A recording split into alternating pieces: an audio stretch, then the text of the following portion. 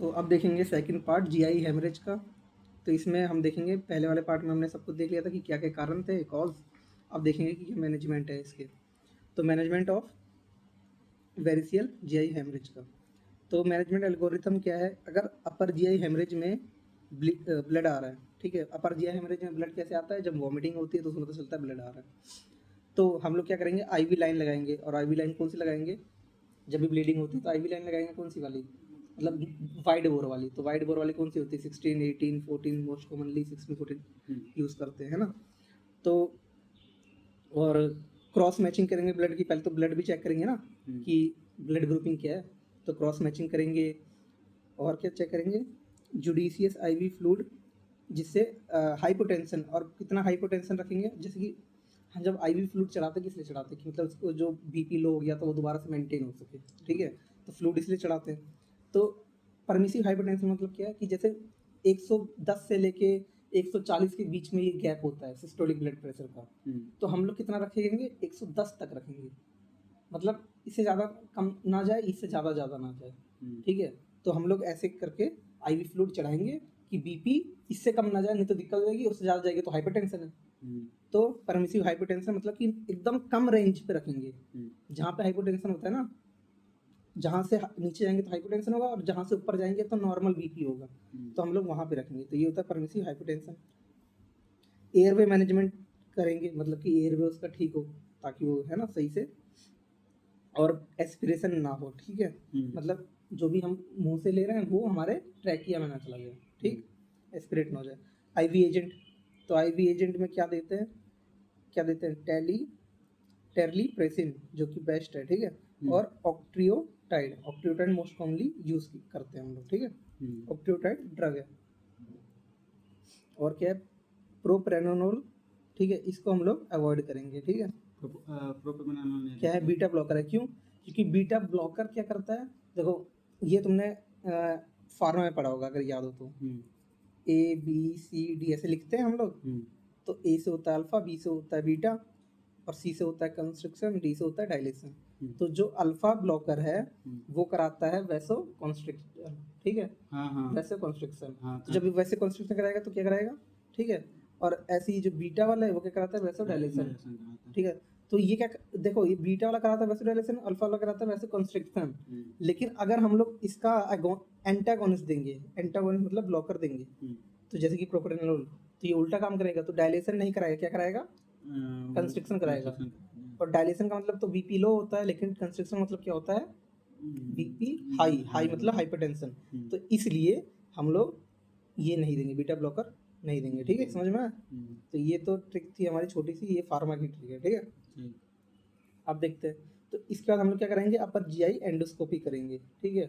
अगर ये इन सब से कोई यूज मतलब इफेक्ट नहीं आया तो, ठीक है। पीपीआई भी देंगे, लेकिन आफ्टर एंडोस्कोपी देंगे। जब एंडोस्कोपी से हम लोग चेक कर लेंगे कि पीपीआई क्यों देंगे, तो किस लिए देंगे, जिस पेप्टिक अल्सर डिजीज के लिए। तो अगर अपर जीआई एंडोस्कोपी करेंगे तो उससे हमारा कंफर्म हो जाता है अल्सर कि है कि नहीं। हाँ, तो उसके बाद हम लोग तो यही देंगे। हाँ, पीपीआई देते हैं तो बहुत सारे जैसे GERD ठीक हो जाता है, गैस्ट्रिक अल्सर, ड्यूटेनल अल्सर, ये सब ठीक हो जाता है इसलिए। अब अपर जीआई एंडोस्कोपी से हमने देखा वेरिसेस, ठीक है। अगर वेरिसेस प्रेजेंट है तो क्या करेंगे, बैंडिंग करेंगे या फिर स्क्लेरोथेरेपी देंगे, ठीक है। ये हो गया। और मोस्ट कॉमनली बैंडिंग करते हैं। बैंडिंग मतलब बांध देते हैं, ठीक है, रस्सी से, जैसे मान लो बांध दिया है ना। स्क्लेरोथेरेपी में देखते हैं क्या क्या स्क्लेरोसिंग एजेंट है। तो सोडियम टेट्राडिकाइल सल्फेट मोस्ट कॉमनली हम लोग यूज़ करते हैं। और यही वाला एजेंट ना ग्रेड 1 हीमोरॉइड में भी देते हैं, ठीक है। ग्रेड 1 हीमोरॉइड में भी स्क्लेरोसिंग एजेंट देते हैं। ग्रेड 1 में भी देते हैं, ग्रेड 2 हीमोरॉइड में भी देते हैं। हीमोरॉइड पता है ये ग्रेड 1 ग्रेड 2 में क्या होता है कि ग्रेड 1 में अपने आप स्पॉन्टेनियसली दोबारा से अंदर चला जाता है, लेकिन ग्रेड 2 के अंदर हमें मैनुअली अंदर करना पड़ता है, ठीक है। तो ये होता है ग्रेड 1 ग्रेड 2 हीमोरॉइड। रिवीजन हो गया यहाँ पे, ठीक है। और क्या है, पॉलीडोकेनोल, ठीक है, ये भी दे सकते हैं, ठीक है। इथेनोलामाइन ओलिएट ये भी दे सकते हैं। सोडियम मोरुआट ये भी दे सकते हैं, ठीक है। लेकिन देखो डीप इंजेक्शन, ठीक है, डीप इंजेक्शन को अवॉइड करेंगे, ठीक है।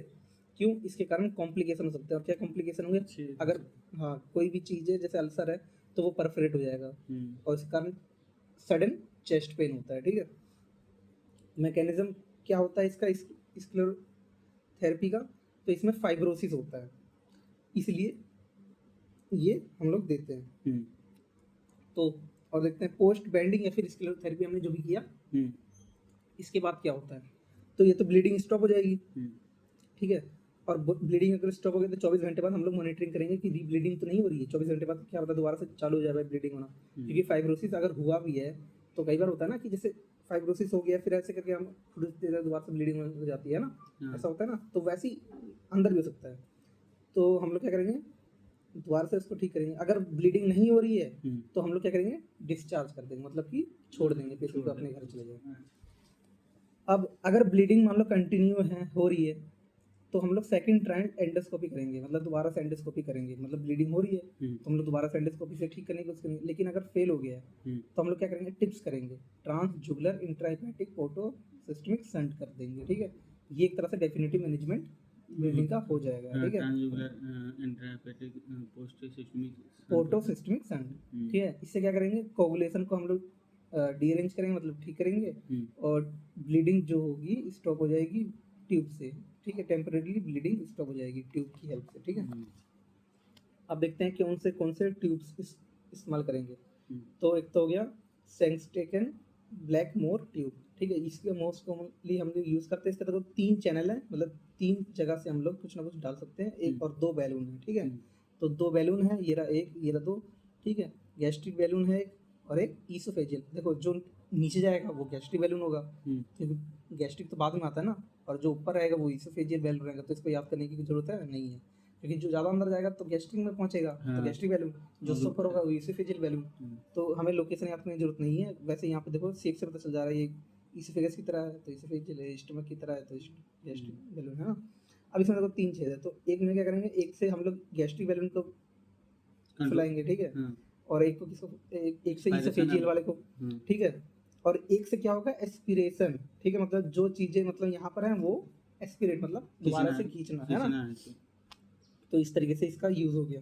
अब देखते हैं कैसे। पहले क्या करेंगे, गैस्ट्रिक बैलून को इंसर्ट करेंगे। अब गैस्ट्रिक बैलून पहले अंदर जाएगा तो गैस्ट्रिक बैलून को हम लोग पहले इन्फ्लेट, मतलब फुला देंगे। कितने से, 300 सीसी ऑफ सलाइन।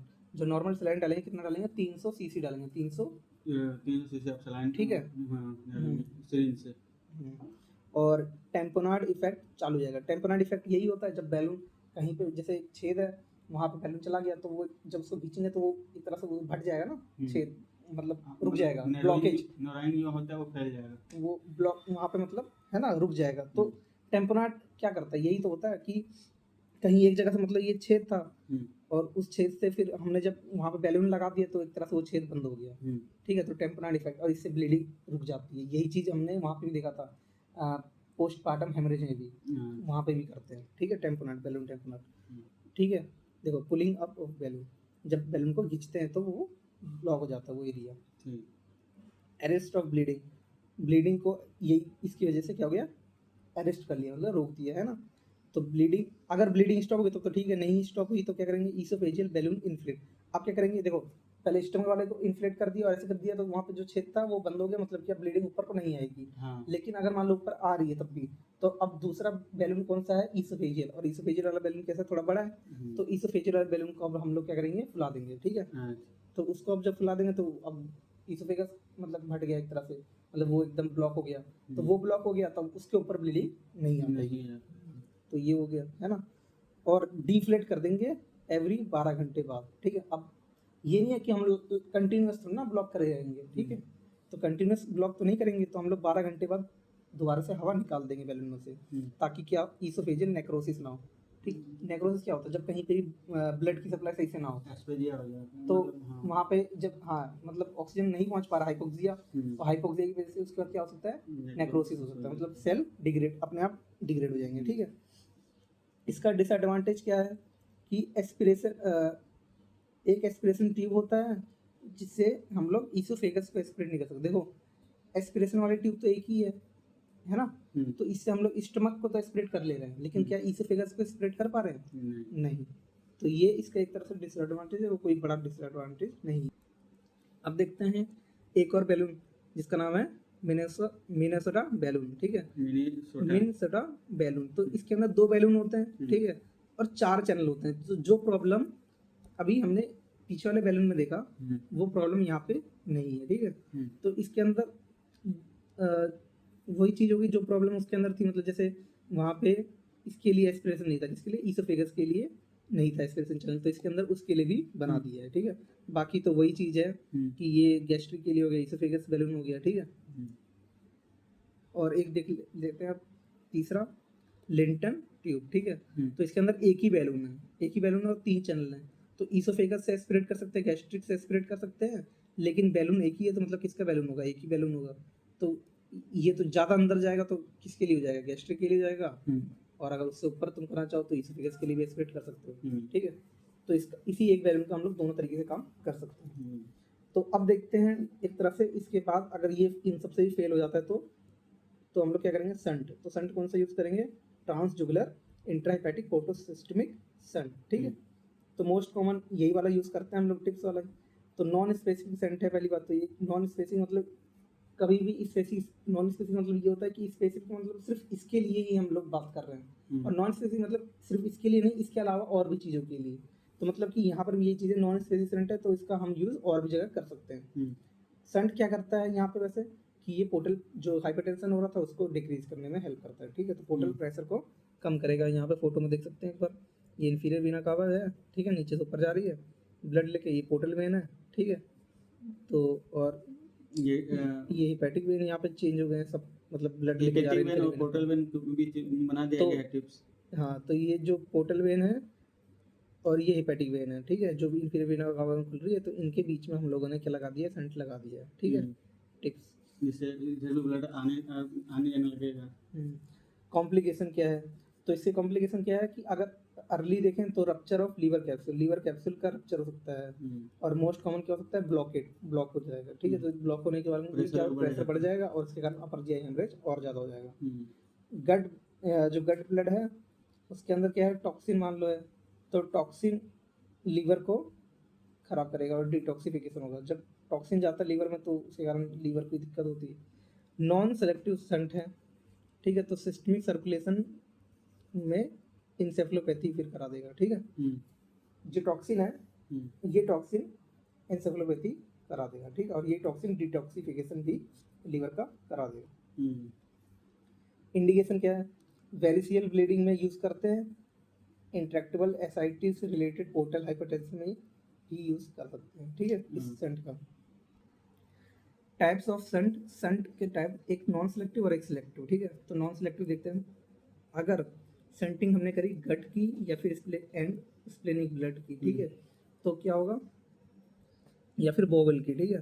तो एग्जांपल जैसे टिप्स, ठीक है, टिप्स का यूज़ कर सकते हैं, और लिंटन संट का यूज़ कर सकते हैं, ठीक है, लिंटन। और ठीक है, जो कि प्रॉक्सिमली लीनियो रीनल संट भी, मतलब ये लिंटन संट का ऐसे भी यूज़ कर सकते हैं, ठीक है, प्रॉक्सिमल लीनियो रेनल संट की तरह। इसी के फिस्टुला मतलब end to side auto caval shunt, ठीक है, end to side auto caval shunt. तो ये यहाँ पे जैसे दे रखा है, ये proximal lienorenal shunt with splenectomy, ठीक है। स्प्लीन को हमने निकाल दिया है, तो ये एक तरह से क्या है, ये स्प्लीनिक वेसल है, स्प्लीनिक वेन, ठीक है। और ये इंफीरियर वीना कावा, और ये जो आ रहा है इधर से क्या है, रीनल वेन है, ये राइट और ये लेफ्ट रीनल वेन, ठीक है। तो यहाँ पे हमने संट का यूज़ किया, देखो ये जो लगा है ना यहाँ से, ये संट है, मतलब हमने अलग से लगा दिया, जिससे अब क्या होगा, ब्लड जाएगा, ठीक है। ये हो गया है। और देखते हैं सिलेक्टिव संट। सिलेक्टिव में क्या है, संटिंग ऑफ स्प्लेनिक ब्लड, सिर्फ स्प्लेनिक ब्लड, वहाँ पे गट बोवेल किसी का भी कर सकते हैं, यहाँ पे सिर्फ स्प्लेनिक ब्लड को ही हम लोग रोकेंगे। इससे क्या होगा, इंसेफ्लोपैथी होने का चांस भी कम रहेगा, क्योंकि अगर गट और बोवेल में हम लोग करते हैं तो उससे ही इंसेफ्लोपैथी होने का चांस होता है। एग्जाम्पल इसमें क्या है, इनोकोची, ठीक है, इनोकोची जो कि लेफ्ट गैस्ट्रिक वीनोकेवल संट है, ठीक है, मतलब लेफ्ट गैस्ट्रिक वीनोकेवल को संट करता है। वेरेन संट इसका एग्जांपल हो गया, डिस्टल लीनियो रेनल संट, ठीक है। तो ये रहा लीवर, ये रहा स्प्लीन, ये रहा किडनी।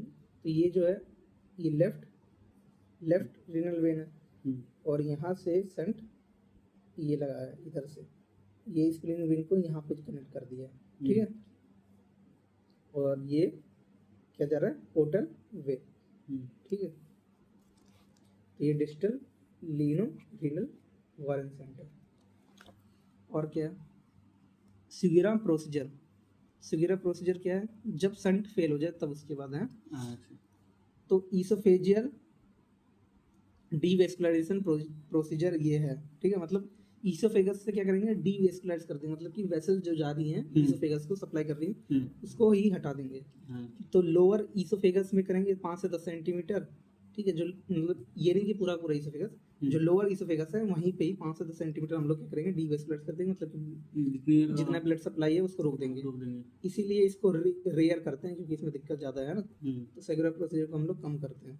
तो ये रहा, जैसे कि वैगोटोमी कर रखा है, सिलेक्टिव वैगोटोमी, ठीक है। नंबर को हटा देते हैं, ईसोफेजियल, इससे क्लियर ट्रांससेक्शन, ठीक है।